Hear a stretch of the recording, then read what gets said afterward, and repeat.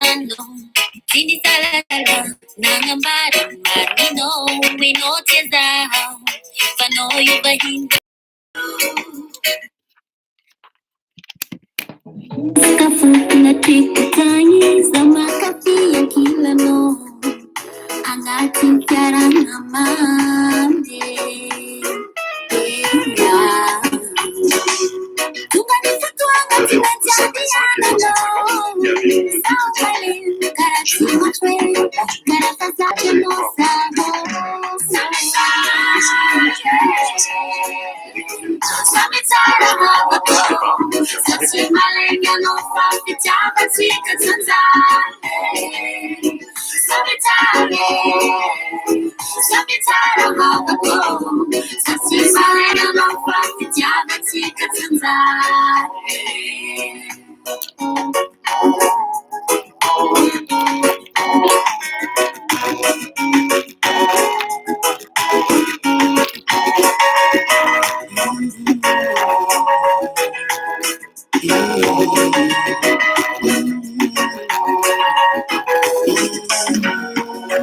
Avec l'envie de continuer, je pars avec le cœur brisé. Cœur brisé. Malgré le laps de temps insuffisant, notre amour s'agrandissait. Que jamais, oh non, non, mais là je dois m'en aller. Ça ne veut pas dire que je t'ai jamais aimé. Oh baby, Azadi Gozawe. Tungani fatua ngatina jadi anano saukalin karatu matre karata saja no sabo Samitara havato Sati malenga no fafi java tika tanzane Samitare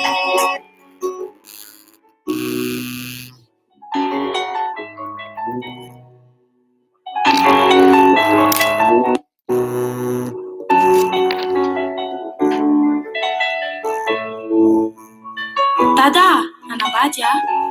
Anambady ahoana ianao? Anambady ako? Anambady anizy ianao e? No, mba mbola tsy fantatrareo izy ka? Anambady lehilahy tsy fantatra? Anambady ianao dia tsy fantatra iny lehilahy ovadinao? Ho avy eo izy akana dia mipetraka any aminy manomboka androany. Ataoko angamba fa sangisangy zany zavatra lazainao zany e? Non, sérieux zany ka? Anambady ah? Ho avy eo izy akana efa poince, efa milamina, efa mangotragotraka, efa masaka daholo ny zavatra rehetra e. Anaka, tsy ny fitalakotrokotroky ny orana no anamasaka ny varimbola maitso, tsy ny fijoalajoalan'ny hazo no alokan'ny lanitra, tsy ny fataitairana vetivety dia andeha itetateta, tsy ny famirapiratry ny zinga no ahafaka etaeta. Ianao tsy hoe zanaka tsy tiana, ka zaraza misy mangataka. Ianao tsy hoe zaza tsy omby-trano, ka ho atao sesy doalika, fa somba sambasambana taratasy dia anoratra tsy milafika. Sa herinandro ny tanana basy dia aniraka no andeha hanafika, sady minakena tsy fantatra anarana, mihinana amin'ny ahiahy, mitafy lamba tsy lasambidy, mitafy amin'ny eritreritra, mitaribady tsy lasam-bodiondry, enatra eo amin'ny tany amamonina, voatavy tsy mifandraka andeha hanambady, olana eo amin'ny fiarahamonina. Fantatrao ve fa ny vero no afa mijoro, tenerana avy amin'ny rivotra, fantatrao ve fa ny jabo no azo tafiana, tenerana avy amin'ny landy, fantatrao ve fa ny lango no azo hoanina, tenerana avy amin'ny vary, ary ny fanavadiana no raikitra, tenerana ny ray aman-dreny. Tsy manambady ianao.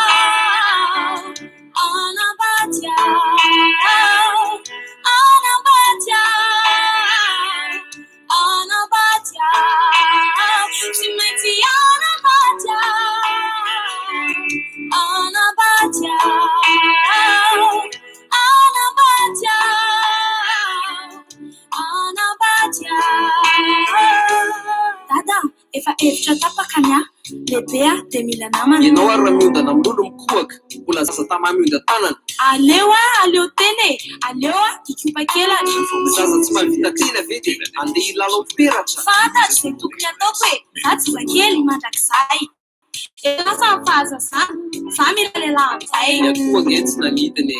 tsy nahandro ny andro zoma. Ny lohanao mihitsy no maniditsidana, andeha hanaraka lehilahy. Lokanga tsy ataony fa be ny voatavo ary sao atoandro fitelo. ronono atoandro fitery ronono atoandro fitery ronono dia avy eo tampidalakale ohatran'ny sokina nanapa-kevitra fa ela be fa tsy hoe hevitra voatatoato miala sakana mbola zazasaina tsy tsapanao mihitsy ve hoe adalana ganagana sasatra ny miaina rano mangotraka no andeha jerana za ohatra ho mpambolo mangazo tsy atoronao ravitoto anambady anambady efa lasany ihany ny anambady anambady anambady anambady tsy maintsy anambady tsy fona amizany ianao anambady anao tsy manambady ianao anambady manambady ianao manambady ianao mbola satria natianao azany akanjo tsy anaovana raha mbola tsy atonony na mangotraka zany fitiavana tsy manambady raha mbola tsy vonony natakininona fahamaikany tsy fanao no mitondra entana tsy voafehy jabany adalana nefa zaza tsy mahay manasa tare natakininona fahadiovana totokena tsy mba fanasa na maranitra zany angady fatonandro tsy mba fiasa natakininona fahamaizany ny ravitoto tsy mba fitevika na manaikitra zany toromaso mba miandrasa masoandro minevika na mafana periny ao anatiny vehivavy tsy tokony isaveraka na olaza zany ririnina tsy fanao no mamora zaza mbola tsy teraka miandrokely ianao so dia homainy miafina tsangana miandrokely fa nabe voka raha tsikena za tsy afaka naikitra ompo mitsangana satria na manezika aza ny etahetra raha mangotraka tsy mba fisotro na manezika azy raha mari tsy afaka inana tsisy vilia na fia zany amalina ny lela tsy fanao jono anambady ianao dia hiteraka nefa sy pakely tsy mahay mampinono nahoana kosare sange mba efa lehibe mba miangavy aho aleo andeha aleo andeha aleo andeha dada nahoana kosare sange mba efa lehibe mba miangavy aho aleo andeha aleo andeha aleo andeha na mafana periny ao anatiny vehivavy tsy tokony isaveraka na olaza zany ririnina tsy fanao no mamora zaza mbola tsy teraka miandrokely ianao so dia homainy miafina tsangana miandrokely fa nabe voka raha tsikena za tsy afaka naikitra ompo tsangana satria na manezika azy any etahetra rano mangotraka tsy mba fisotro na manezika azy raha mari tsy afaka inana tsisy vilia na fia zany amalina ny lela tsy fanao jono anambady ianao dia hiteraka nefa sy makely tsy mahay mampinono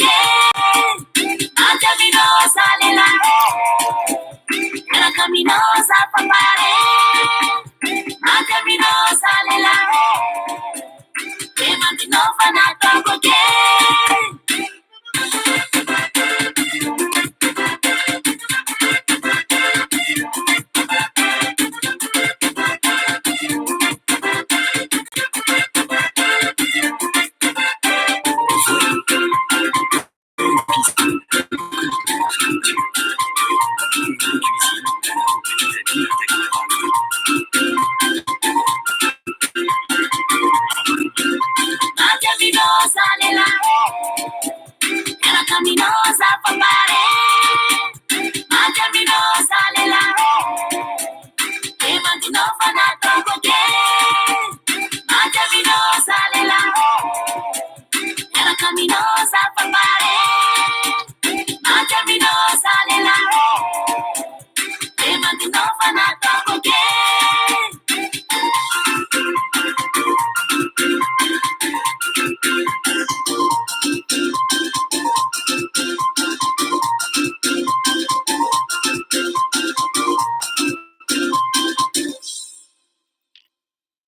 Enara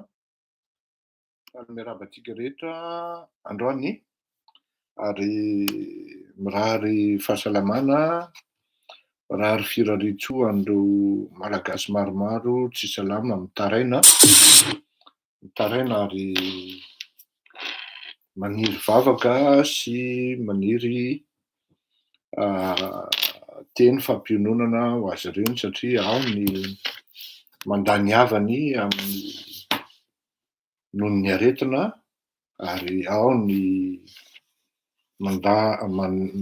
malahelo sy latran-dranomaso. Androany tsika dia resaka manokana momba ny présidentielle amin'ny 2023 tsara ihany ny fametapetra sy ny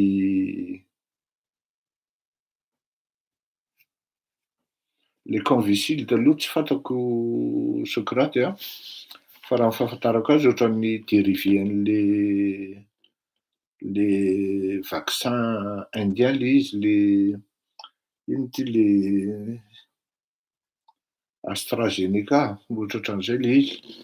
tsy fantatro ny efficacité na tsy fa ny fantatro hoe tena efficace aloha amin'izao dia ny Pfizer zay ny tena fantako dia le Johnson koa tsy fantatro hoe ahoana ny tena fandehany fa tsy afaka mamaly anao amin'iny directement na indirectement dia mirary fiononana ho an'ireo fianakaviana ho an'ireo havana namoy fianakaviana akaiky ho an'ireo malagasy mizaka mafy amin'ny fahoriana amin'ny zavatra mitranga amin'ny firenena amin'izao fotoana izao. Ny zavatra tena hoe tsy maintsy resahana amin'ny ho avy alohan'ny hidirantsika amin'ity resaka présidentielle ity satria efa takitakiny mandeha makany le resaka ary le izy tsy hoe tsy mety fa ny olona manao an'ireny moa matetika zany ohatran'ny hoe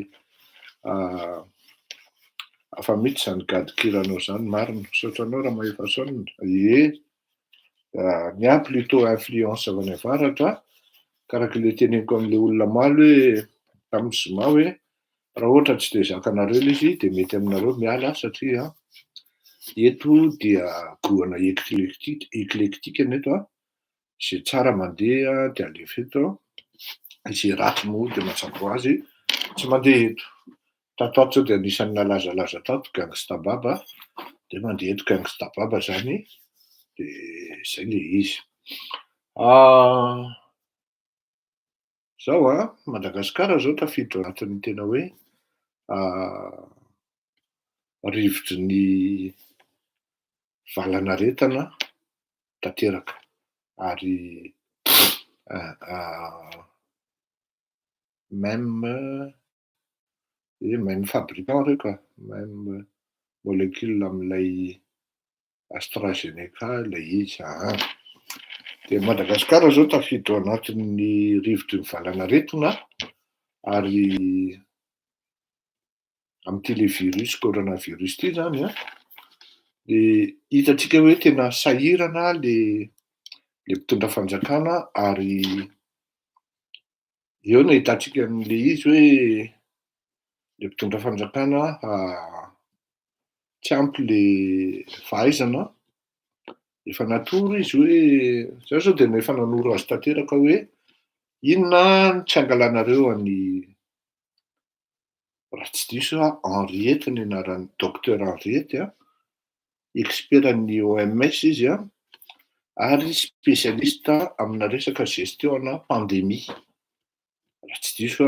ministra izy io tamin'ny andro Andriamatoa Didier-Ratsiraka, ary raha tsy efa antitra izy fa mino aho fa mbola madamame mitaiza tena be manko le ramatoa zay, ary mbola mino aho fa tena mbola mijoro tsara izy Madame Henrietta no tsara amiko manokana, soloina le ministre ny santé de soloina ny Madame Henrietta, na soloina mihitsy koa le premier ministre de soloina ny Madame Henrietta, docteur Henrietta, de hitako hoe any no tena fandehana. Ny tsara sy tena mety dia ny tena malala an'io ministeran'ny santé io jusqu'au bout des doigts dia ny secrétaire général ny présidence teo aloha Andriamatoa Jean-Jacques Séraphin. Izy no tsara aton'ny Andriamatoa Andry Rajoelina fa ireny olona ireny amin'ny fanaovana nomination na fisafidianana olona hitondra na hiasa amin'ny fanjakana zany de tena mahay izy, ary fantany tsara hoe ty olona ty zao ny zava-bitany, ity olona ty zao ny mety zavatra tsy ho vitany. Ka raha io resaka pandémie io efa fahandroana zay ny resaka an'izay hoe jereo docteur Henrietta, izy no expertn'ny OMS amin'ny resaka pandémie na areti-mandoza mora miparitaka ohatran'io. Ary efa manana traikefa maro izy satria efa niasa matetika tany Afrika, ary mino fa tsy izy rery aloha ny amin'izany amin'ny dokotera malagasy fa au moins ny fantatra aloha de izay. Fa io tsy resaka hoe professeur Ianna na hoe Ianna na zao fa ny fantatro de docteur Henrietta ny tena manana expérience betsaka indrindra amin'ny resaka pandémie, na izany natrany koa indrindra amin'ny fifandraisana amin'reto organisme internationaux reto, mety hanamora zavatra ihany koa ho an'ny Andriamatoa Andry Rajoelina momba an'izay. Faharoa, tsara ovaina maika koa ny premier ministre. Raha tsy hainareo manala an'le premier ministre, atsoy atoroko anareo ny fomba fanalana azy, ary raha ohatra nareo matahotra hoe hisokatra amin'ny vavany hitantarany zavatra ataonareo nataony taloha, nataonareo niaraka, de misy taktika sy misy fomba fanaovana azy araky ny nalefako tamin'izay namana anankiray zay. Atsoy fa raha ohatra tsy hainareo de atoroko anareo ny fanaovana azy, satria hitako le premier ministre nareo fa tsy miasa. Hitako le premier ministre nareo fa tsy ao mihitsy, ary tena il est tout le temps dépassé par les événements, ary izy koa efa misafidy ny miangina satria mieritreritra carrière hafa izy aoriana kely eo. Zava-doza ny tranga aoriana kely eo satria miditra volana metsika zao de hiditra ao anatin'le période hoe mangatsiaka, ary ao anatin'izay le période mangatsiaka zay no atongavan'ny deuxième vague na ny troisième vague moa any Madagasikara ny tena marina. Io troisième vague io tokony efa mi-anticiper an'io le fanjakana malagasy, ao anatin'izany ny fizarana sy fanafarana concentrateur d'air maro. Tokony manafatra tsika jusqu'à hatrany amin'ny 3000 any farafahakeliny. Raha ohatra ho anareo raha sendra ny olona maka tombony miaraka aminareo, afaka miantso anareo,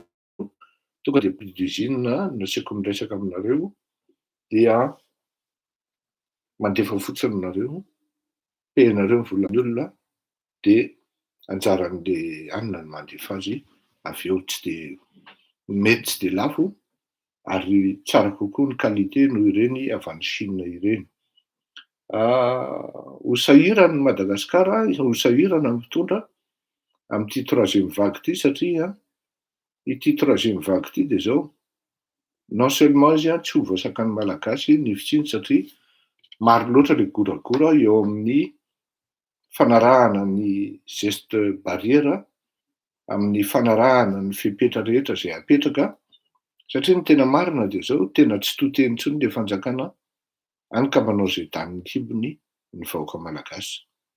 De ny zavatra ataon'ny fanjakana de improvisation sisa amin'izay zavatra atao rehetra satria tsy tafavoaka mihitsy izy amin'le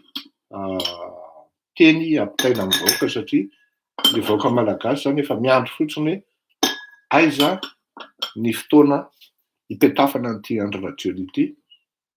Eo zany ny fampiandro ny fanjakana sy ny malagasy ary rehefa izy noatran'izay fampiandra Kodimira noatran'izay dia zava-doza ny hitranga satria vao manao erreur kely takany indrindrindrindra takan'ireny tany Antsirabe ireny ny fanjakana dia raikitra rombo ary efa fantatry ny tafika ny zavatra atao. Aleo miala-pa satria ny tena miaina miaraka amin'ny vahoaka ary ny vahoaka avy eo mahita hoe atsy le ry mipetraka enjehan'ny olona hatrany anaty lavatraminao ianao sy ny taranakao anton'ny olona ohatrany kitoza dia aleon'ny tafika miala. Raha izay faharoa ity le troisième vague ity dia idiran'le variante ao moa no milaza hoe mbola tsy tonga any le izy bon ny ekeko zany ary tsy te hiady hevitra firy amin'ny hoe tsy mbola tonga any ary ny tena fanindrina koa dia hoe tsy ho tonga any mihitsy le izy kanefa ny raha ny zavatra ataon'ny fitondram-panjakana malagasy tsy manakana volina izy ohatra hiditra ao Madagasikara na amin'ny fomba ofisialy na amin'ny fomba tsokosoko. Samy malala tsika efa misy avion tonga avy any Faradofay any dia avy eo tamin'ny hélicoptère dia misy avion tonga eny Vato eny dia tsy fantatra ny entana alainy dia tonga dia ohatran'izay misy olona hoe cargo nefa toetrany misy olona mivoaka ihany avy any anatin'ilay avion. Tsy fantatra intsony zany ny zavatra tena marina ao anatin'ny fandehan'ny firenena fa ny laisser aller, ny tandrametaka sy ny baiko tsy tafampity any amin'ny vahoaka satria le vahoaka koa efa mandaha fotsiny izao dia le fanjakana efa tsy tafiditra ao anatin'ny afaka mamena miteny ny vahoaka ankoatran'ny hoe fampiasana basy na fampiasana fitaovam-piadiana kanefa na ny fitaovam-piadiana raha mety hitodika aorianao satria maro loatra ilay vahoaka tsy tian'ity fitondram-panjakana ity ary mirary koa ireo vahoaka ireo raha mirary ary tena mirary hoe hiongana aingana izany fitondrana Andry Rajoelina izany. Ka hoy aho hoe ny troisième vague ity dia tena miteny ary malagasy ry vahoaka malagasy mitodika aminareo tsirairay avy fanentanana ny hafa aza raisina hoe tsy fitiavana tena mba miangavy atoko ry vahoaka malagasy respectez-vous les gestes barrières rehetra dia hoe manao masika na aiza dia manasa tanana amin'ny savony foana indrindrindrindra rehefa avy mivoaka dia avoaka teneniko izany na avy any amin'ny WC ianao na avy any an-dalambe tany ampanaovana fiantsenana tany dia mba sasana tsara mihitsy ny sakafo dia mba fadiana kely aloha mihinana salady atoato fa tena sasana tsara ny sakafo dia reny sakafo miseho amin'ny étalage tsisy fonony ireny dia tokony ho sasana tsara amin'ny rano matimaty ary andrahoina tsara fa tsy dia mety zany le mihinan-kena mantamanta fa tena hoe endasina tsara atao mamay tsara mihitsy hatramin'ny menaka dia mba au moins mba may le virus fa ny zavatra hitranga noho ny hatsika à cause du froid qui va venir. Facile be mihitsy ny circulation an'le virus ary io virus io ao anatin'ny climat mangatsiaka ny tena tiany zany hoe toetrandro somary mangatsiatsika ary amin'izay fotoana izay izy tena mitombo vetivetika tena lazaiko anareo zany tena mitombo vetivetika satria nareo moa mampitaha ny zavatra tsy tokony hampitahana hoe nareo any Frantsa any ary ohatran'izao dia nampiatrako iny dia misaotra ny mpanao gazety sasany any relay an'ilay fa 4 millions moa ny population aty à Frantsa ka raha ohatra hoe misy 644 par jour misy miditra hôpitaly marina fa tena skandale zany fa nisan'ny vahoaka aty à Frantsa ny par rapport amin'ny isan'ny olona ao Madagasikara vitsiny olona ao Madagasikara kanefa ny tena avoiny statistika tena marina dia atao ny moyenne statistique entre Madagasikara sy Frantsa fa tena laozan'ny Madagasikara lavitra be mihitsy la Frantsa amin'ny resaka fiparitahan'ny coronavirus fiparitahan'ity virus ity tonga any amin'ny olona, ka eo no tena mampanontany tena hoe ilay fitondram-panjakana mihitsy ve no milaza amin'ireto kamarady sy namany hoe orzalahy apartao hoe ny andralahany an-dafy any ary tsy fantany akory hoe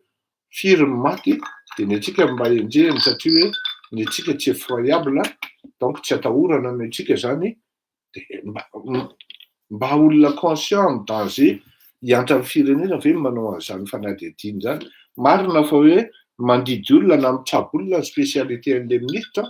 kanefa na izany naty zany araky ny fiteninga professeur Randriva zay hoe à partir amin'ny niveau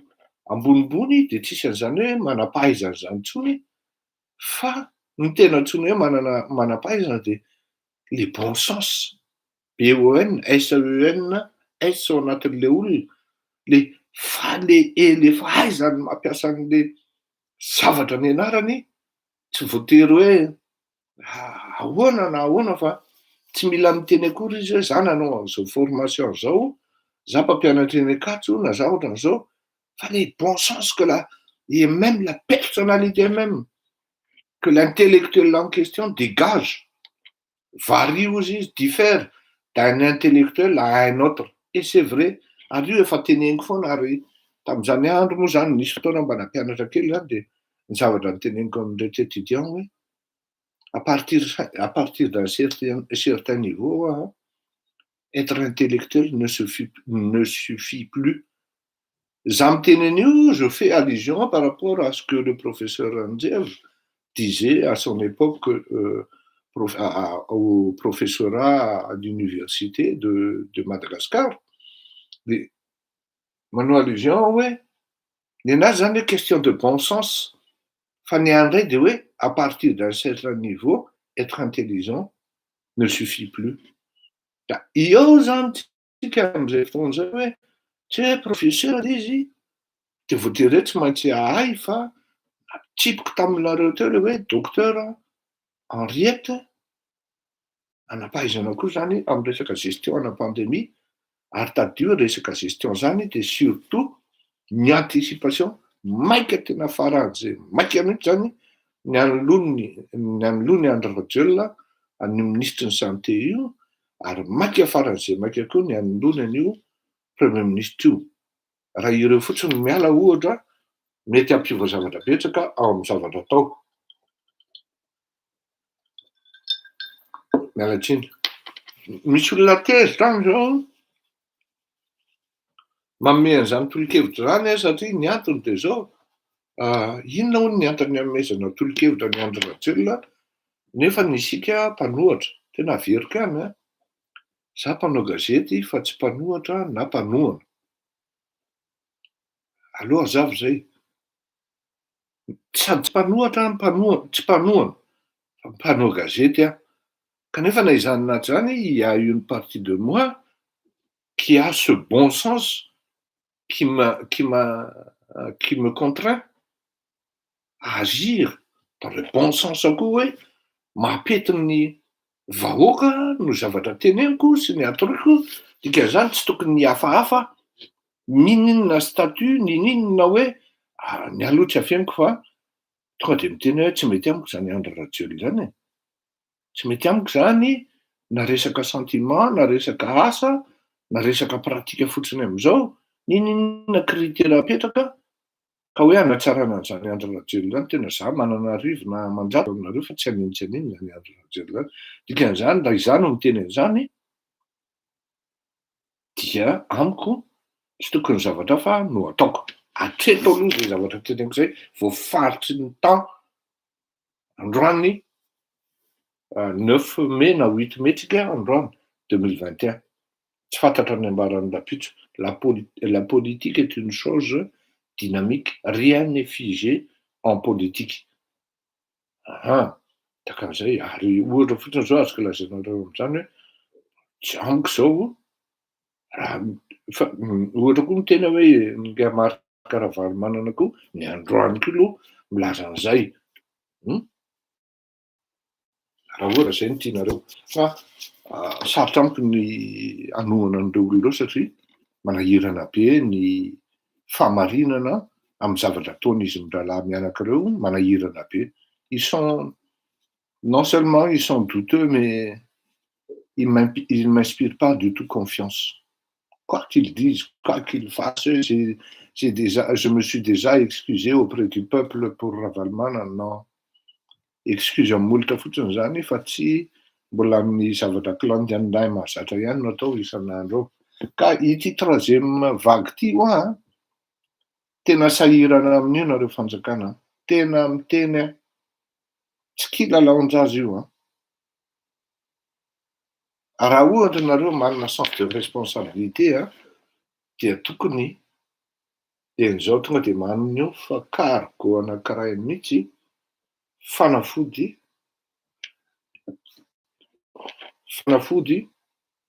fitsaboana curatif zany, dia mividy koa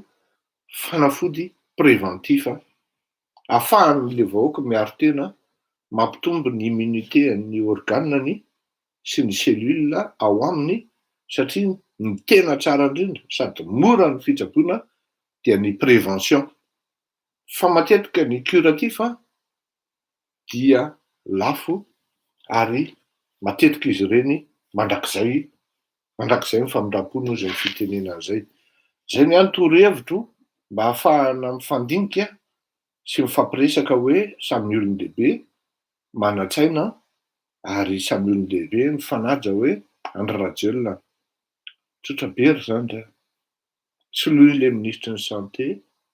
dia asolo koa le premier ministre. Raha manana olana ianao dia aza misalasala mianatra fa ampanetretena. Tsy ho tantaraiko amin'ny olona akory raha hoe mifampiantsontsika satria saro-pady zany miresaka amin'ny filoham-pirenena zany. Ampanetretena no anokanao izao ny fomba atao anasorana an'ireo olona ireo. Hitanao fa tsy ahita olana ianao malgré ny fahamarinana izay mety hanaovany Gatsay chantage aminao na i Lalatina Rakotondrazafy chantage aminao. Hitako ianao fa tena gêné satria ireo olona dia mahalala amin'ny lakozy na hoe cuisine intérieure anao dia tsy afaka ianao satria tsy ho zaka amin'ny vavononao. Nivoahan'ny fahamarinana eny amin'ny fanaovan-gazety sy eny amin'ny fiarahamonina isan-karazany eny avy amin'ny Lalatina Rakotondrazafy na amin'Tsay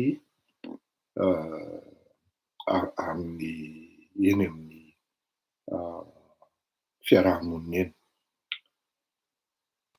Misy expérience amin'ny fomba fanalana olona. Zay ny zavatra teneniko anareo, zavatra isaorako an'indray aman-dreny filoran-tseraka fa betsaka ny zavatra nampianarin'izy iny. Sans qu'il m'ait demandé hoe ianaro ny zavatra ohatran'izao fa le à force de le fréquenter dia mifantatra ao. Satria izy aty ariana be izy nampandahany misy zavatra atao zany hoe président misy an'ity ahoana fa taraiky le izy dia tonga dia hitany mihitsy no valainao. Dia avy eo anao tenenina hitanao mbola misy an'izao atao, mbola misy an'izao atao dia amin'izay izao dia amin'izay izao dia ampianarina le izy dia haiko le izy. Izay ny tiako ifampizarana aminareo ry Andry Rajoelina hoe misy an'izany expérience zany. Sahirana le firenena amin'le Tsay, sahirana ny firenena amin'ny Lalatina Rakotondrazafy. Hidirako moa iny rehefa avy eo amin'le resaka présidentielle zany fa ny tena marina dia izao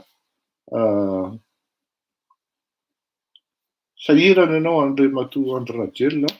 ary le fahasahirananao efa tsy eo amin'ny niveau anao intsony fa efa niveau an'ny firenena ka tena potika tanteraka le vahoaka malagasy, potika ilay firenena.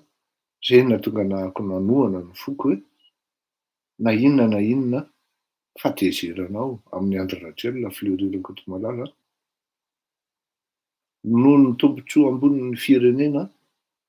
dia tsy maintsy manao antsoava aminy ianao hoe or zany ny firenena jerena fa tsy ny fahatezerana sy ny alahelo diso-toerana izay mety misy any am-po na misy ohatran'izany satria tena marina diso any ianao Andry Rajoelina. na ianao raha malala hoe diso ianao satria ianao baty kely honety any ianao rehefa tao mikoty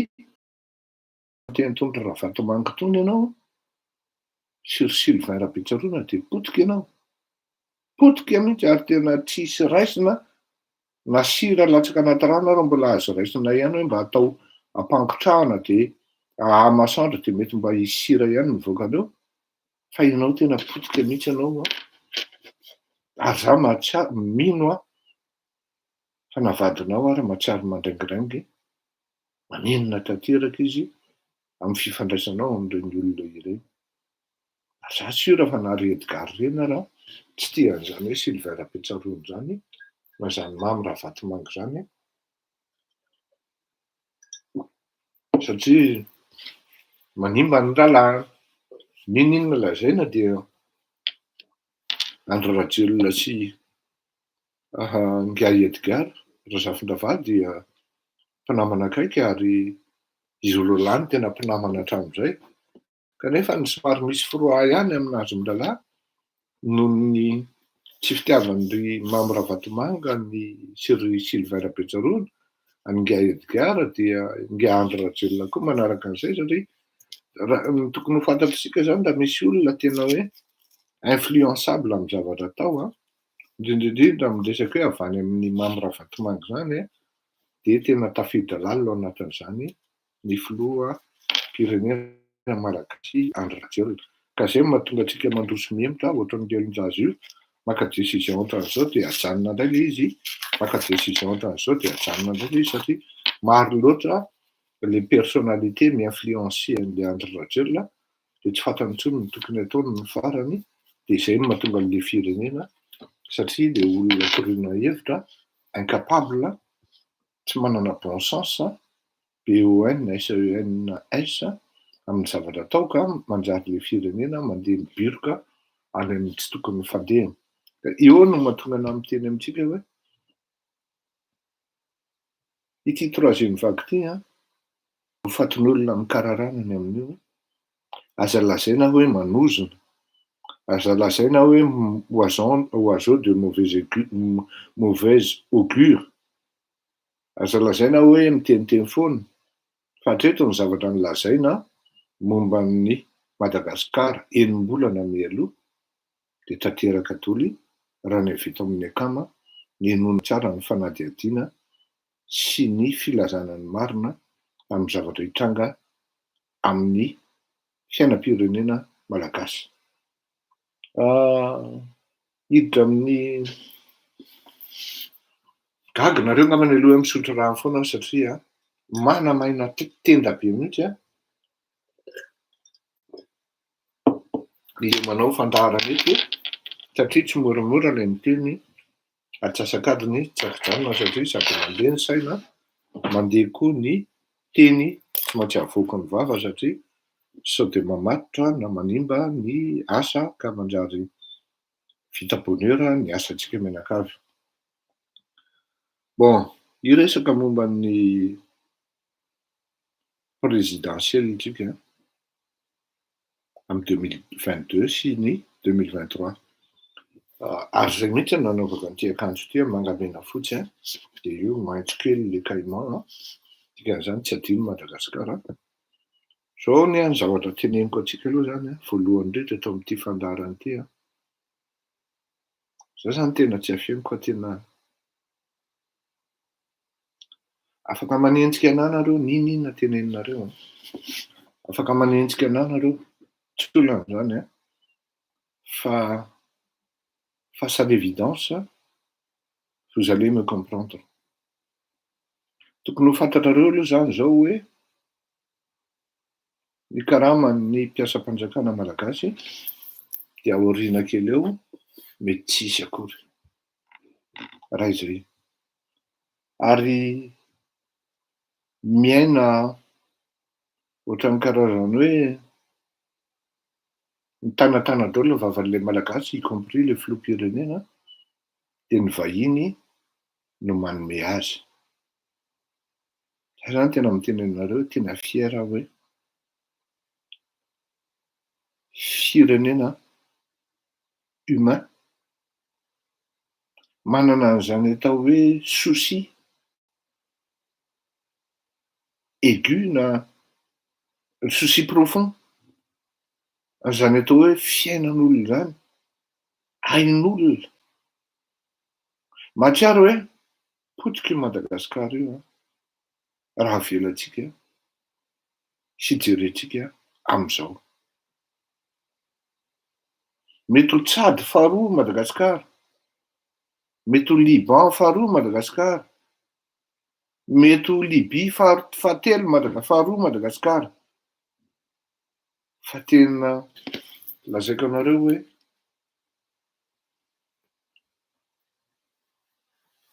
aleo anenjika izay anenjika. Tena lazaiko anareo hoe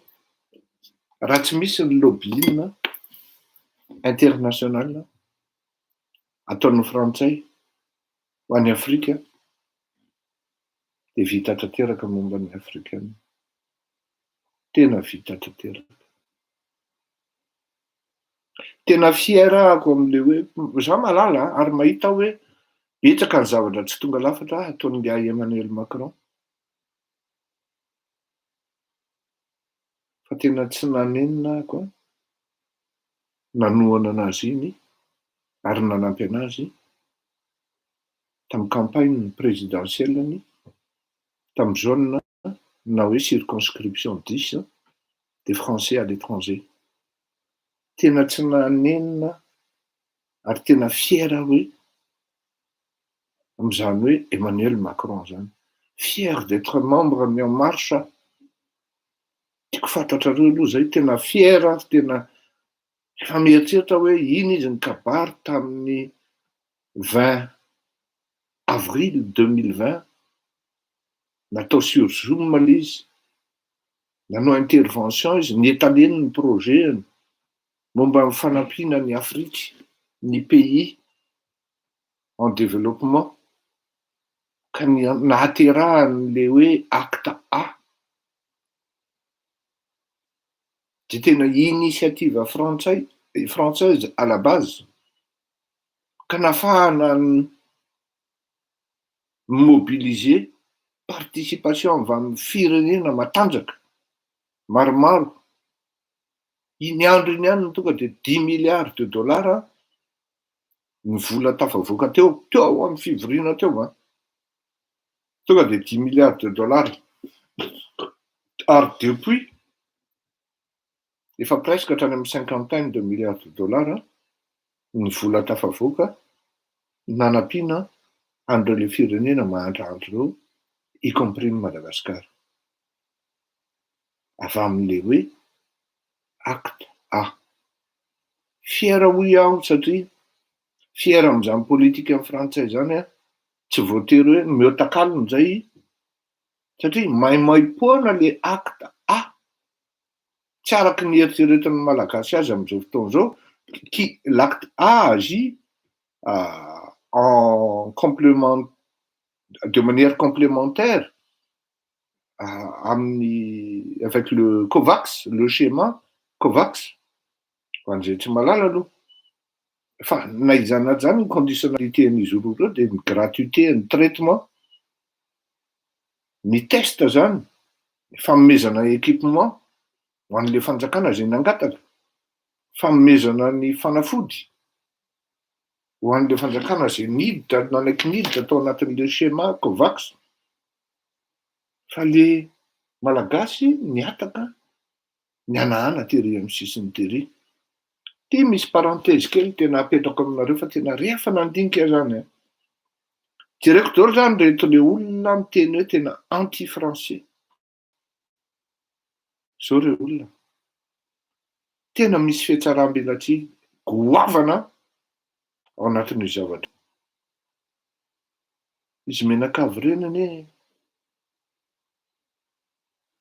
ny kabezan'izy renany mipetraka aty a Frantsa, retraité aty a Frantsa, niadana ny galabona amin'ny asa frantsay, amin'ny avantage sociaux, sanitaire, taty a Frantsa na aty a Frantsa fonctionnaire na ohatra hoe niasa tamina privé taty ny akabeazan'izy ireny ary ny akabeazan'izy ireny anie ka nationalité française de nao apprécieny manao an'le politique anti-français fizy menakavy iny galabona am'le nationalité française tenao taraiky fotsiny eo de izy manao ny ataony tonga ny 14 juillet mifety be izy menakavy de makany mairie makany tsy mairie fa makany zay fety tokony andana rehefa mafimafiady izy menakavy ny système frantsay manavitra azy amin'ny fampisakafoanana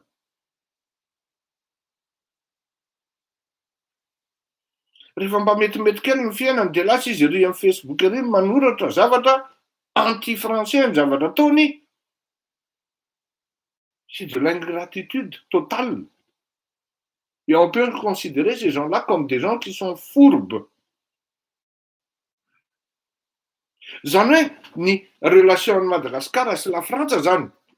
raha tsisy an'izay le fantotoana ataon'ny politika zay raha tsisy alahalatra ataon'ny politika de maro no zavatra tokony vita amin'ny frantsay miaraka amin'ny malagasy fa manjary ny zavatra mitranga amin'izao fotoana izao de zao mba tsisy nirotaka ao Madagasikara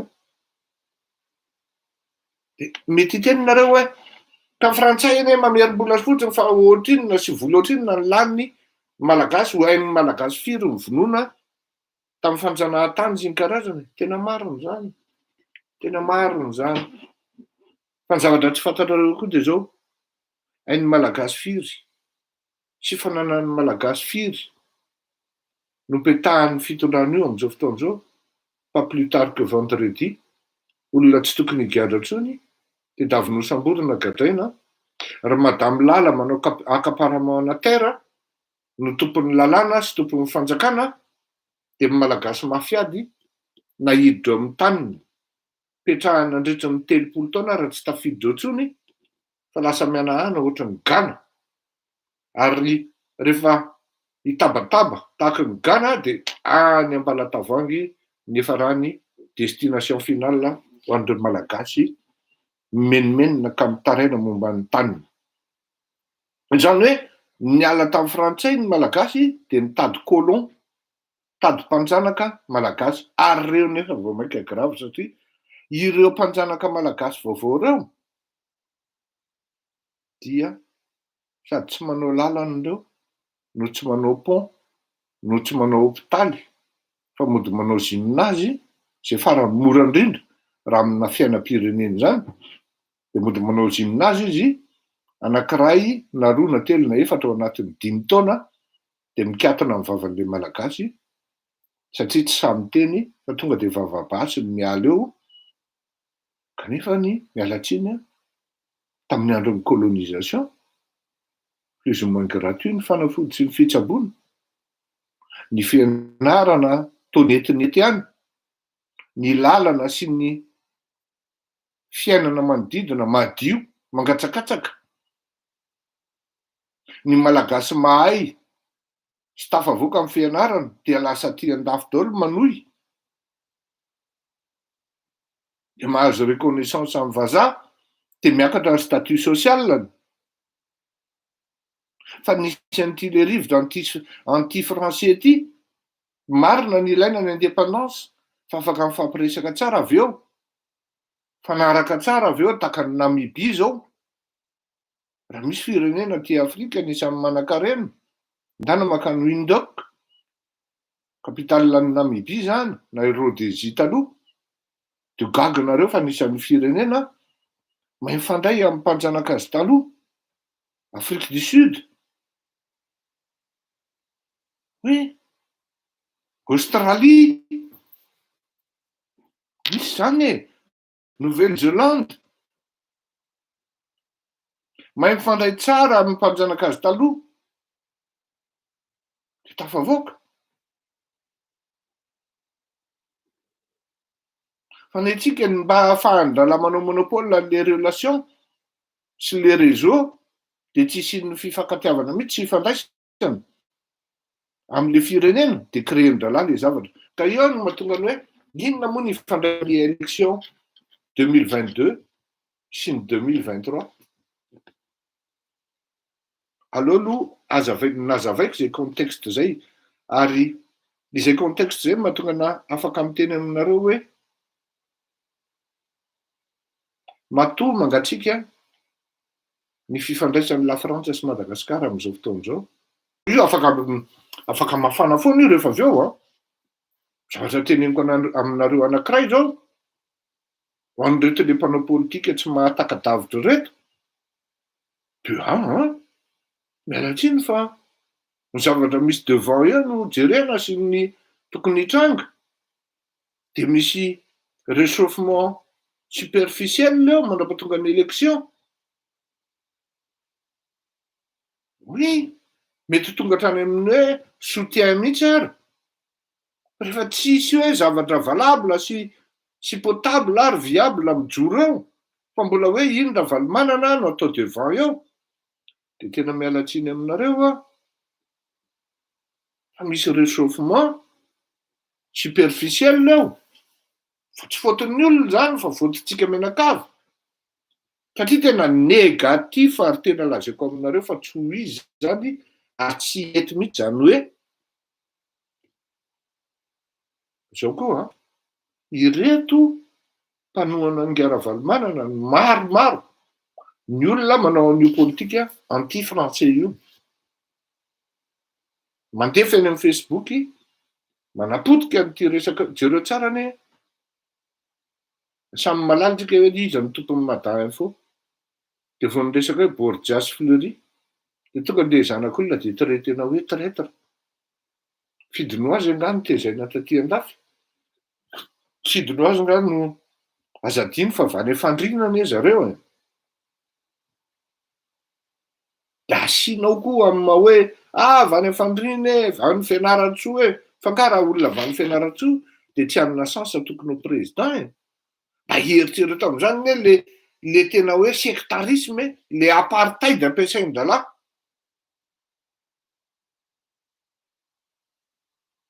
Le ségrégation ao anatin'le izy. Zany hoe raha olona vany fianaratsoa zany de tsy tokony ho filoham-pirenena. Mba mieritrereto nareo avany fianaratsoa zany satria zany mihitsy le toe-tsaina soratan'ireny olona tompon'ireny Facebook. Satria mazava be izy alefa zany le Fleury sy Borjas tonga de miazakazaka daholo le efa organisé hoe am'izao le izy mivoaka e, de vao mivoaka tonga de attaquenareo daholo. De avy eo nefany se dissiper le izy, de tonga am'izay le olona tena hoe manana bon sens zany a, BON, SEN, S, mamely manamboatra an'izy hoe stabiliser an'izy, de lasa vitsy anisa le olona feky zay nampiasaina tao anatin'le izy, satria na ny olona davaly na ny olona ny andry namely tao daholy, fa rehefa avy eo lasa vitsy anisa zalahy satria professionnel amin'ny fékisation, FAA, KESITION, SAA, TION, fékisation. Raha fiteny zany, mamorona foana motsika eto. Mercenaire amin'izany nataon-dralahy de lasa vitsy anisa izy, mihoatra amin'le olona efa presque 8 000, 9 000 mahery tamin'le tao anatin'le débat. Zany zavatra zany a tsara ho fantatritsika ary mila mailotsika tsy tafiditra ao anatin'izany kely zany satria tadio fa mananjanaka ianao. De avy eo anao gaga teo aoriana hoe tsy nahazo visa le zanako, fa le consulat de France io raha tsy mity nefa tsy fantatrao fa 5 taona talohan'iny ianao nanoratra zavatra fanaratsiana ny La Frantsa. Le zavatra avy voasoratry ny olona, ianao kosa ve tsy tianao le firenena nefa ne andefasanao ny zanakao andeha hianatra any amin'le firenena, tsy mitombony zany. De zay mahatonga ny sasany mandeha makany Canada matetika satria noho le tsy fitiavana an'le izy. Canada koa tsy ratsy ary aloha azava ny resaka. Ny olombelo tsy akoho fa miala tsiny kely atoko mba tsy de fomba atsika mandangalanga fa andeha ino izy teo anondraka ny toilette kely de verina eo vetivety avy eo aloha anaovan'ny gangsta babazy io ny ianao gangsta baba raha nabavindreo sy ianao ve ka mampiasa saina sa tapidalaka le mijaly ampanambadiana sa sahirana ara-tokantrano sa olana ara-teknika sa tsy maraka nitoditra ve ny tinady sady kamo isasatra tsotro zao fa dia be sitrapo dia mila vola vetivety tsy fimanarana ta fa tena mafy mazo ay tsy hoazo matratr'izay iolana mianjady aminay tsy fimanarana ta fa tena mafy mazo ay tsy hoazo matratr'izay iolana mianjady aminay ny omby tsaraina amin'ny volony ny lehilahy tsaraina amin'ny lohany ny volona tsaraina amin'ny feoany ny vehivavy tsaraina amin'ny fehany betsaka ireo ranabavy tsy ampitaona fa ampilanja ohatra ny hoe tena favy nefa amin'ny alina ihany vao manjy fady anahoana renao no manao asa trana indrindra asa tsy fanao ianao mavoany ny arety mifindra joba samihafa ny fofony string samihafa ny lokony gangsta mijery fotony an'ireo sipa masaka potony ny bandy nefa indraindray manao fisainana amboa hoe raha mbola misy vody azo dia ny bandy tsy maintsy mamany dia anao ranabavy tsy mety fay amin'ny fika amin'ny bandy efatra amin'ny taloha hoe raha mbola misy vody hena dia ny bandy tsy maintsy makany miaramila be nefa izy ireny tsy mandaka-tsamaina pampandolana avokoa izay mivoaka tongotongo miendrika ny rongo nefa mandany tsaramasom-bahoaka ny makidodolona misy vaovao ka mba dinio ihany ny hoavinao tsy fimanarana ta fa tena mafy mazo ay tsy hoazo matratr'izay iolana mianjady aminay tsy fimanarana ta fa tena mafy mazo ay tsy hoazo matratr'izay iolana mianjady aminay ranabavy a ny koziko ataoko aminao dia ohatra mipanga manoka ohatra mipanga manoka hita traminy avokavoka ny koziko ataoko aminao dia ataoko kabarin-jatovo ataoko kabarin-jatovo avy hatrany dia vetivetesina hoe fantatrao ve fahamasina io matona taonjanahary voninahitra fanao antsopika nefa ataonao apatram-bary fa maninona ny zimbazimbaina fa maninona ny zarazaraina fa maninona ny sekasekaina fa maninona ny vetavetaina sao sendra ny mpatsaray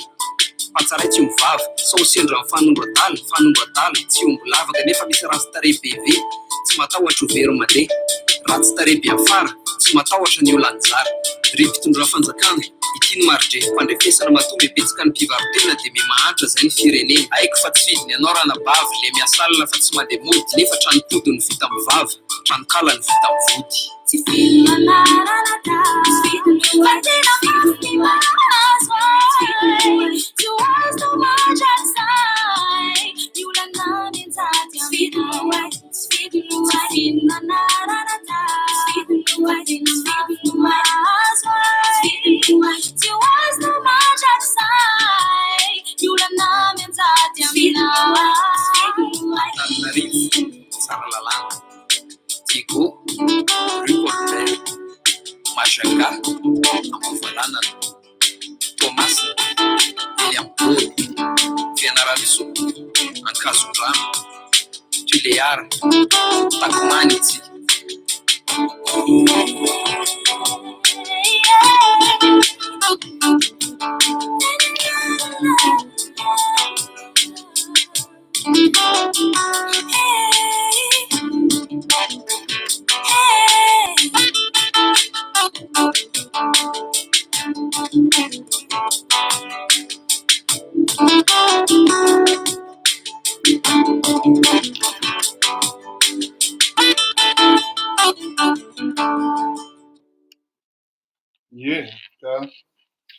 dia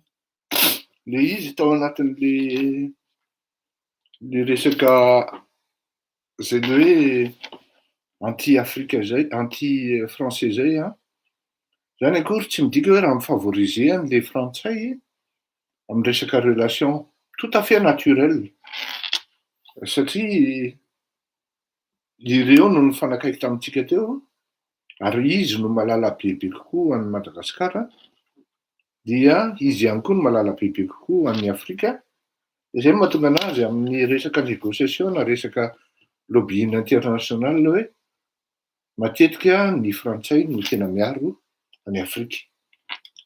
ary tadidio fa anatina relation anankiray tsy maintsy misy foana ny aterikalao anjaran'ny malagasy no mijery hoe inona no aterina dia inona no alao. Fa hitako hoe zao période zao zany tena période anankiray tena ao anatin'ny hoe tsotsorimamby isarahana ao anatin'ny fifandraisan'ny firenena satria tafiditra tao anatin'izany atao fitedratedahany Andriamatoa Andry Rajoelina fa raha tsy nisy ny vahoaka malagasy dia minoa marimarina nareo fa navelan'ny olona miboridana selona teo le rika ary efa baraka tao amin'ny haute diplomatie dia tena fahafahambaraka zany hoe na hoe amin'ny monde intellectuel fotsiny zao amin'ny resaka etika dia fahafahambaraka zany mireconnaître ny défaillance zany hoe ndarangano vaccine fefatsy nandraitra le corona organique zany fa tsy teteny fotsiny zany hoe mamenatra le izy sisa tsy tenenina satria tafiditra tanteraka ao anaty canal Andriamatoa Andry Rajoelina amin'ny zavatra mitranga dia zay le fandehany mahamenatra ary tena farany mahamenatra zany ka ny zavatra mitranga aty a Frantsa ny 2022 dia zao misy daonina anankiray mbola manomboka eo amin'ny resaka hoe posy na mbola hoe stadina bourgeon raha ohatra resaka voninkazo ny resaha ny tena moa fleurira teo ny anarana zany hoe mbola tsy fleurira zany izy fa stadina bourgeonnement dia ny resaka Edouard Philippe zany ity le premier ministre ohatran'ny premier ministre tamin'ny voalohany indrindra tamin'ny premier azafady merci Jean-Luc Zoé merci pour vos souhaits zany dia izy no premier ministre voalohany tamin'ny premier gouvernement ny Andriamatoa Emmanuel Macron fa lany mera moa izy lany mera any Le Havre raha tsy diso dia lasa maire izy fa amin'izao fotoan'izao zany misy travail c'est un peu travail un peu timide satria kanefa c'est un travail qui prend dans la mesure où il y a des gens qui répondent positivement parce qu'il y en a qui ont marre d'Emmanuel Macron, on dirait. Il y en a qui sont déçus d'après leur tsika manao analyse éditoriale eto sy chronique fa tsy za mpanao politika zany no miteny eto mpanao politika amin'ny En Marche zany fa za mpanadiady maro ny misy olona maromaro zany maromaro zany moa tsy afaka miteny ianao majoritaire zany ao anatin'izy fa toujours est-il zany misy ireo namana mpiara-mitolona amin'ny politika zany niataka tsy ho membre ny En Marche intsony fa déçu reny moa le olona marivo salosana zany asa angamba mety nanantena zavatra be tao anatin'izany système zany ka ny resaka Edouard Philippe zany noho le fatezera avy amin'ny fahadisom-panantenana tamin'le politikan'ny gars Emmanuel Macron dia misy karazana signe ho anay mpanadiady an'ireny zavatra ireny moa dia misy travail ao ambadika zany rehetrarehetra zany kanefa le travail zany misy mahatonga an'izy timide dia tadio fa raha ohatra anao candidat la présidentielle zany aty amin'ny firenena mandroso dia tsy maintsy manana groupe de lobbying matanjaka ianao miasa ho anao matanjaka hoy io ary zany c'est pas gratuit ça coûte beaucoup d'argent énormément takany Andriamatoa Andry Rajoelina zao mba hatongavany tao Madagasikara dia nampiasa cabinet de lobbying anankiray izy zay niara-niasa tamin'ny tao anatiny nanohana nga Emmanuel Macron tamin'ny 2016. Dia iny nentiny André Rajoelina izay fitiavana iran'ny tanàna hoe toana ny Andriamatoa Emmanuel Macron izy ce qui est complètement faux. Fa fisolokolokina politique zany. Marina kokoa angady hoe nitoana ny Andriamatoa Nicolas Sarkozy, Andriamatoa André Rajoelina tao anatiny zavatra nataony satria raha Emmanuel Macron nanohana azy dia tokony niakatra miaraka teo ambony latabatra miaraka ny sakafo taminy ny solon-tenan'ny président frantsay satria iny no solon-tenan'ilay président tamin'iny le tao sakafo tao iavolo iny. Ka misy an'izay le zavatra zay zany mantely amin'le resaka Edouard Philippe. Raha ohatra analizentsika le dinamika an'le izy raha ohatra atao zany hoe tadio fa volana avril loatran'izao ihany koa fa saingy zao avril 2015 efa plus ou moins défini hoe candidat Andriamatoa Emmanuel Macron ary nanomboka teo ny asa le 7 avril 2015 zany io. Dia 2016 nandeha nanomboka nanao niditra tamin'ny non 2017 oui 7 avril 2016 efa décidé hoe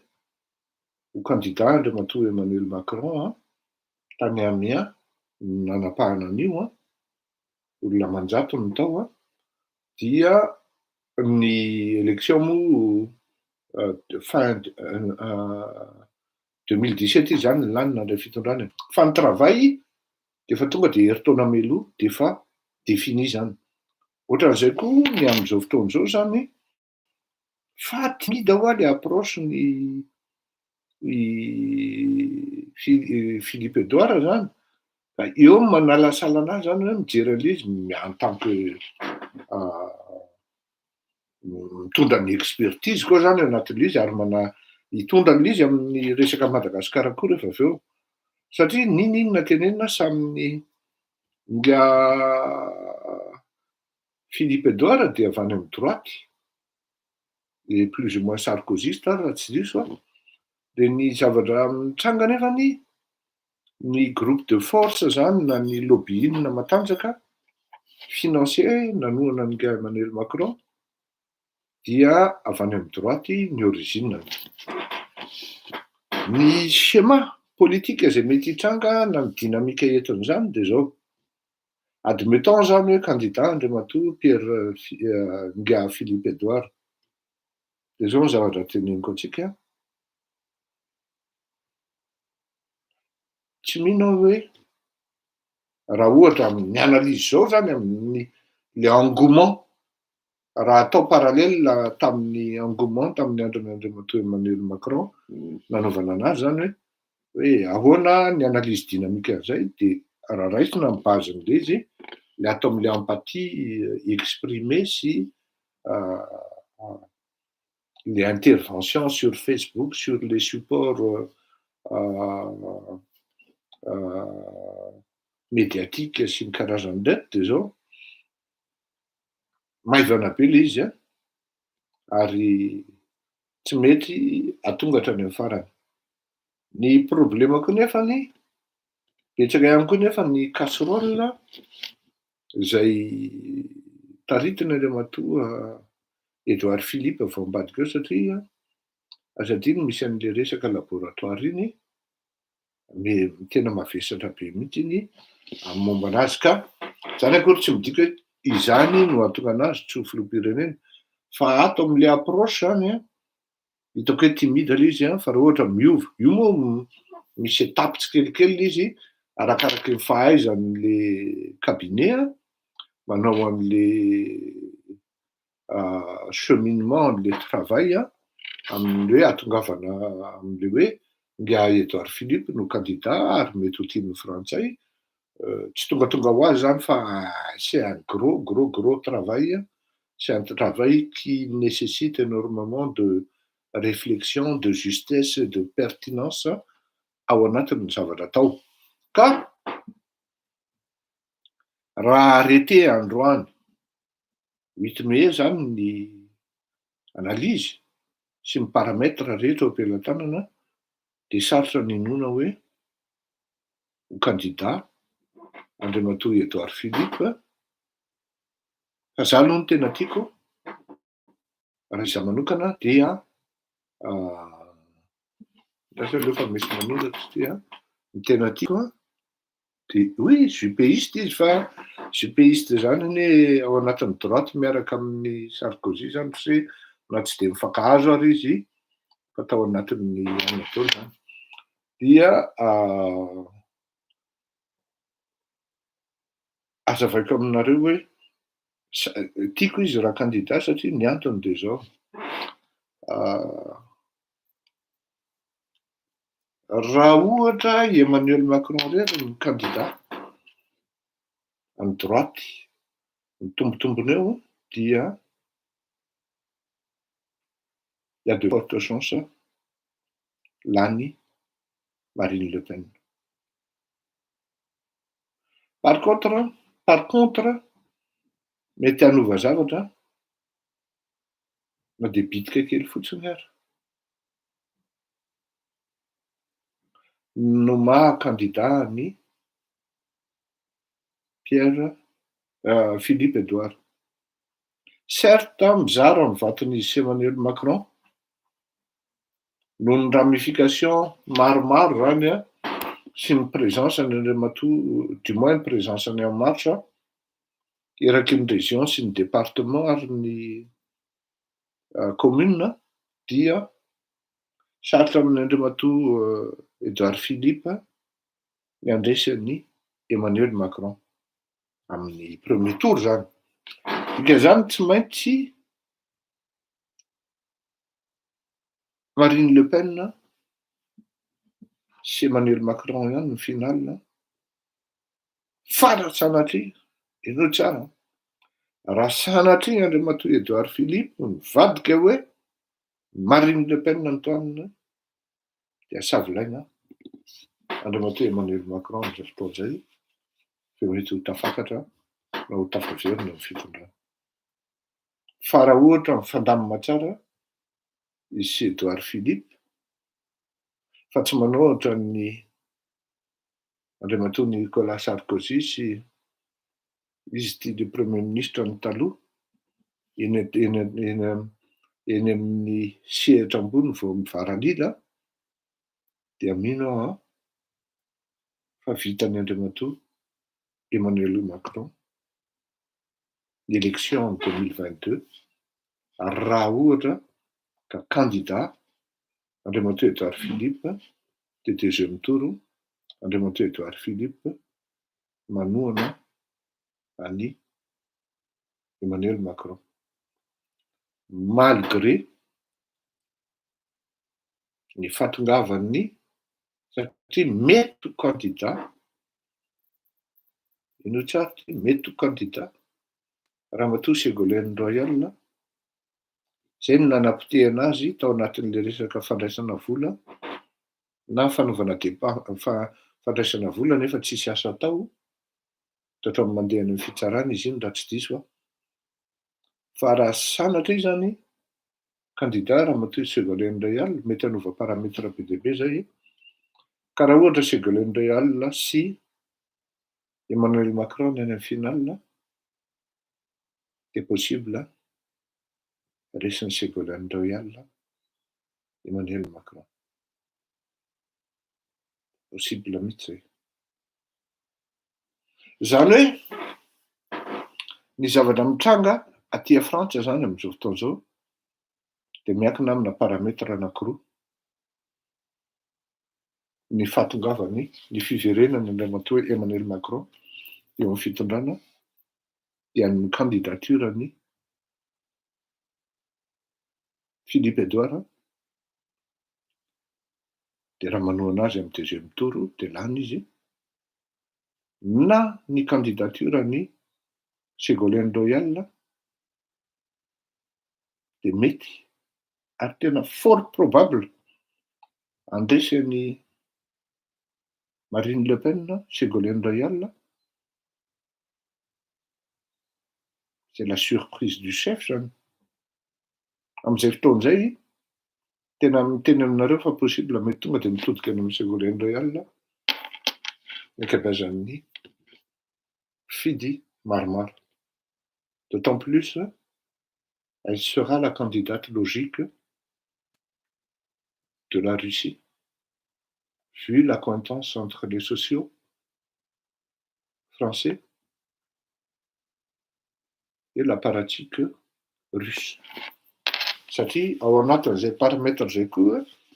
ny relation russo-française de tena mandeha ary tena miasa ny lobbying frantsay ao anatin'izay zavatra zay. Ka raha henonareo tsara zay zavatra zay, ahafahana mandinika amin'ny ho avy. Inona mety ho conséquence an'izay amin'ny Madagasikara?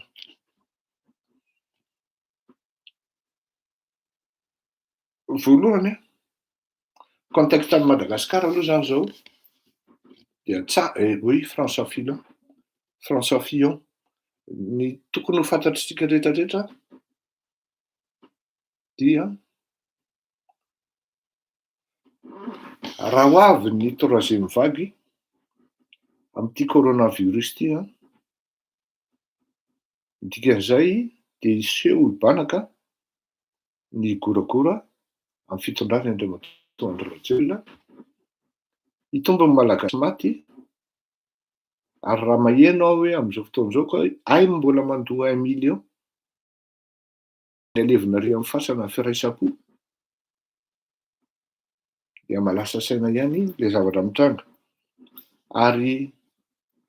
ity troisième vague ty inévitablement et fatalement nivoahan'ny tena hoe incapacité totale et profonde et de manière publique ny tsy fahaizany Andriamatoa Andry Rajoelina sy ny ekipany.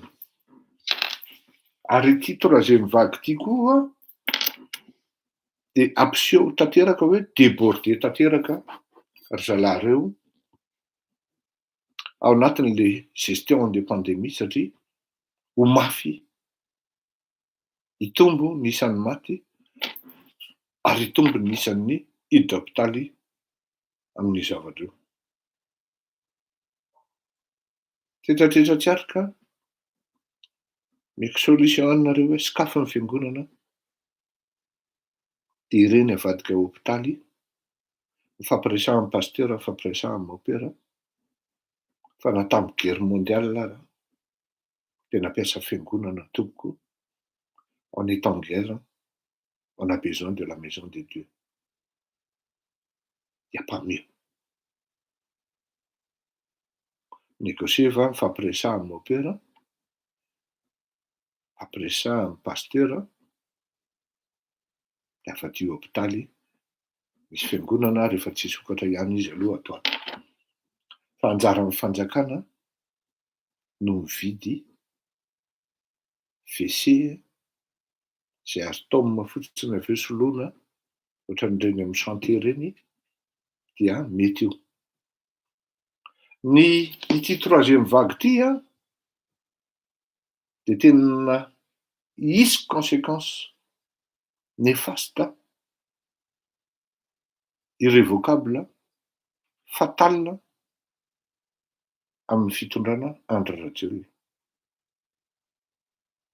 Ho tafiditra ao anatin'ny erreur le dala, ho avy hidiny an-dalambe an-tsitrapo ny malagasy na tsisy mpitarika raha ara-politika, izay zavatra zay no fort possible ahatonga ny fiangonan'ny Andry Rajoelina. Ny fomba fisehony fantatro fa ny fomba hatongavany no tsy haiko satria mahay Andriamanitra amin'ny zavatra ataony. Zany hoe ny contexte any Madagasikara zany dia manome hoe fragile et fragilisé tanteraka ny politika ny Andriamatoa Andry Rajoelina, ny fitondrany Andriamatoa Andry Rajoelina. En face an'izay nefany eto amin'ny fasy dia ny opposition koa tena tsy atokisan'ny malagasy ary tsy ananan'ny vahoaka malagasy fatokisana amin'ny asa ve mety na amin'ny fitondran-tena na amin'izany hoe androba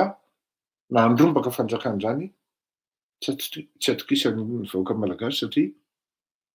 ingara valomana no mitarika azy devant eo. Mila reliftina maika sy fifanarahana maika ao amin'ny opposition fa raha sanatria migoragora na tsy manana vision tsy mahay manetry tena ny olona anatin'izany opposition zany dia malgré ny fébrilité na na côté fragile ny Andry Rajoelina tena za miteny anareo fa raha vao tonga any amin'ny élection 2023 dia aza manofy fa tsy maintsy ataony Andry Rajoelina zay ampalany azy partout les moyens. Ny tsotsoro ny eo anelan'elan'izay nefany dia misy force anankiray tena bavana be ary inestimable dia ny vahoaka. Ny vahoaka eo anelan'elan'izay dia manontany hoe iza le izy? Iza le izy Monsieur Fleury? Marina fa efa tena ekenay le nira valo ny Andry Rajoelina fa iza le izy? Force anankiray mijoro matanjaka io a. Ao no miteny hoe Monsieur Fleury, Monsieur inga Ratsiraka Roland ve? Raha iny kosa aloha tsy tafa. Ianona ve? Raha iny kosa aloha tsy tafa. Ao efa manomboka misy maminavina zany a amin'le zao reo olona. Ny parametra no meko anareo fa zaho a sady tsy mpanohana no tsy mpanohatra. Meko anareo ny parametra, meko anareo ny données rehetrarehetra, meko anareo ny balise rehetrarehetra, meko anareo ny moyen ahafahanareo manady ady dia hitanareo le izy hoe ity no mety amin'ny Madagasikara dia ny tsy afianako fa any amin'izay misy ny vahoaka no misy amin'izay fotoan'izay. Any amin'izay misy ny vahoaka no misy ahako amin'izay fotoan'izay. Ny zavatra fantatro aloha ary maha-convaincu anahy maro ireo candidat tamin'ireny raiky amby efapolo ireny no mipetraka aty an-dafy a. Zavatra maha-convaincu anahy raha misy candidat ka mody any Madagasikara ka hiteny izy hoe candidat ka tsy hainainy malagasy amin'ny fomba manetriketrika, amin'ny fomba manetriketrika eo aho ka nasakana amin'ny fanjakana raha ka tsy voasakana dia manomboka eo no mitodika ny basy satria na miaramila ary hieritreritra hoe Urbaine sao dia tratra farana eto ka inona ny tady kirarona eto dia manomboka mivadika ny lalan'io basy io na io vava-basy io amin'izay fotoan'izay. Manomboka eo amin'izay fahatongavan'izay olona izay sy mifandraisana azy amin'ny fomba manetriketrika any Madagasikara ny faranan'ny fitondrana Andriamatoa Andry Rajoelina satria malaky ary mihazakazaka amin'izay fotoan'izay ny fitotoana an'le fitondrana. Fa t'ankoatr'izy izay tsy miseho izay événement izay dia miteny hoe aza manofy faut taraiky eo fotsiny raha be calcul. Donc là, il y a beaucoup de travail à faire.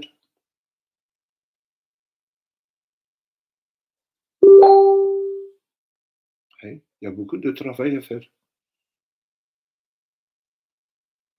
Anareo ren'le tonga any Madagasikara zany le tsisy mpitsena akory fa tomobily telo efatra dia miteny anareo ajanony, aza miditra akory lava vola fotsiny ao. Vidana appartement. Na andana maka vakansy. Le contexte zay zany hoe fragile ary fragilisé le pouvoir André Rajoelina.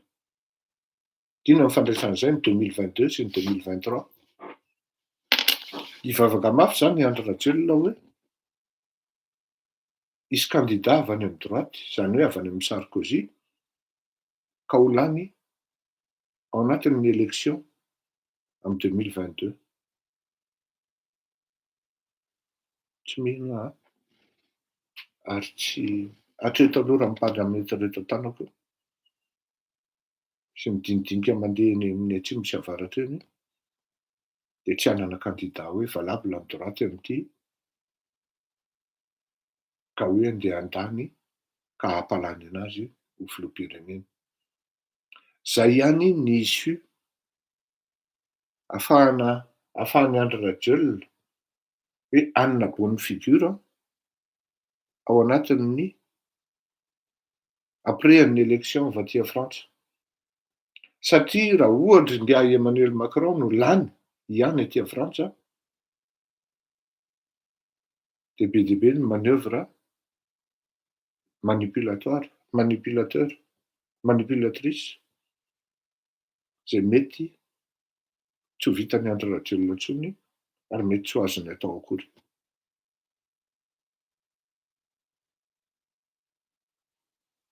Mila mandinika tsara ny mpanao politika malagasy izay eritreritry ny candidat ao aoriana kely eo fa androany izy dia efa tokony halala hoe ils n'ont pas le droit de se planter parce que l'élection présidentielle française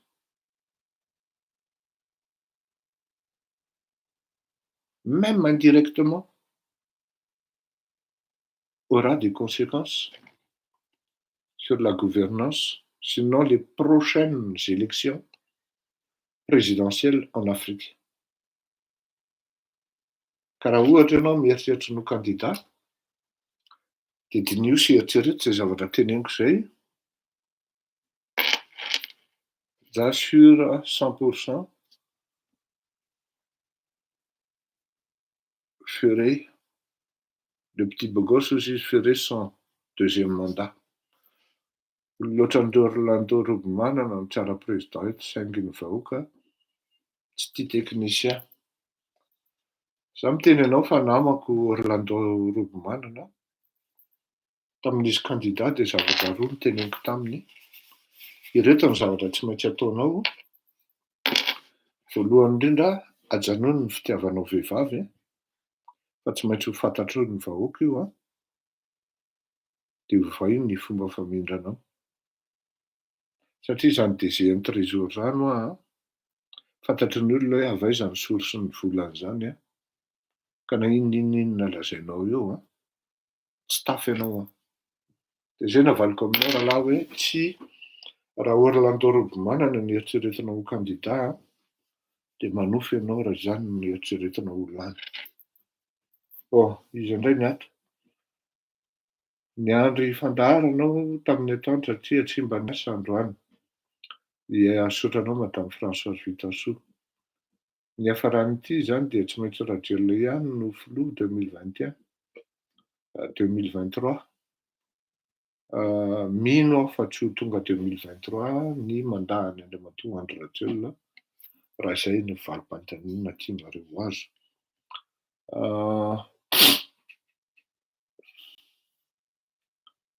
Amin'ny 2023 mantsy inona ny tianao tenenina ry Sokraty. Tapaka ilay Sokraty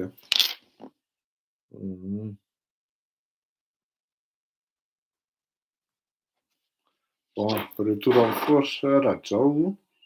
hamonjy ny malagasy sy hanarina ny firenena fa mila fahasahina. Hoe mila fahasahina tokoa ny firenena marina ianao bariry. Olona ohatran'ny Orlando mandraso mamaky ny teniny avianareo manko. Roviana ny troisième vague. Ny troisième vague dia ao anatin'ity andro mangatsiaka ity mihitsy ka io no mila mitandrina tanterakatsika menakavy fa tandremo fa mety ho zava-doza io. I États-Unis efa hiaraka amin'ny Afrika oui, marina zany ary tsy voandroany fa saingy zao niemotra vetivety ary rapida be ny Amerikanina rehefa hitany hoe takan'le ady tany Somalia iny zao de le resy tany zareo de voatery niemotra izy fa tsy ni-insiste izy amin'ny momban'ny Afrika satria tsy hain'ny Amerikanina miady aty Afrika ary tena oui raha an-talalao anrety. Zay ny anaran'le ancien ministre merci Omar. Rapitso alefako le momba an'le ondry fa tsy haiko moa raha efa nalefanao ny anaranao complet raha tsy diso tsy fantatro. Rapitso après-midi aleo fa ngaha te hiady amin'ny ero indray ve zao Rakoto vao Arnaivo. Bon, zay ngambany amin'ny androany fa de vita izy iny samy mandray zay tsakotsakony rehetrarehetra fa raha ferana le izy zany de hoe l'élection présidentielle aty à Frantsa en 2022 de hisy conséquence amin'ny zavatra hitranga any Afrika manomboka zao 2021 jusqu'hatrany amin'ny 2023. Mandraka anao toko. Ity hira ity de ho atolotra an'le tovolahy rahalahy ankeo nanampy atsona andro dia manampy atsona alina de manampy de mba asiko kely an'ity tonton izy de midahoaraha asiko fa tsy azo alefatra amin'ny farany izy ity fa manjary vidin'ny YouTube. Ny ambony tomobily zay telo rahalahy mianaka ankeo de nalefa an'le hira de io za tena tiako zany zany.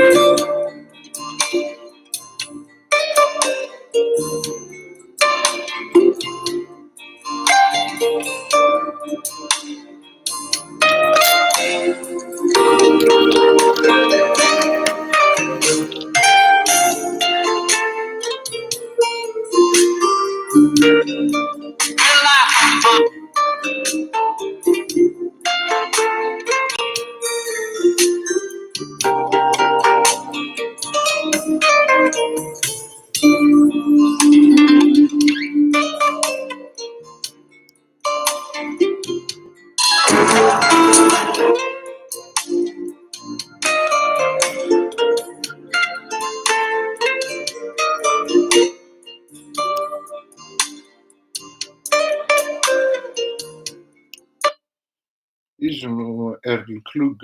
ary ho an'ny olona mahay muzika sy mahafantatra an'izany atao hoe muzika miainga dia tsy maintsy mba miaino an'izany ary